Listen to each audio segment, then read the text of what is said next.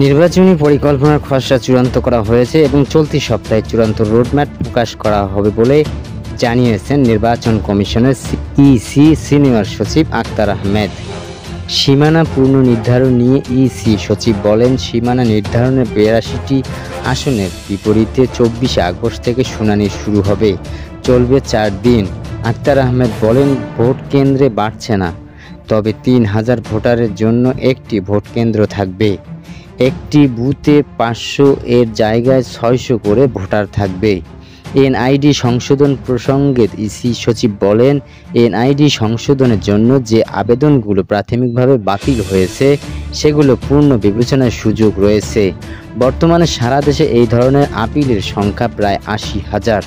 EC মনে করেন, যদি ডাটা এন্ট্রি আরও নিখুঁত হয় তাহলে আপত্তির সংখ্যা আরও কমে আসবে।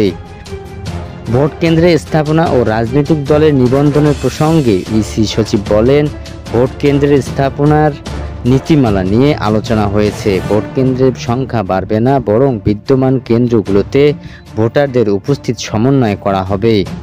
বর্তমানে প্রতি ৫০০ ভোটারের জন্য একটি বুথ আছে, যা ভবিষ্যতে ৬০০ করা হতে পারে।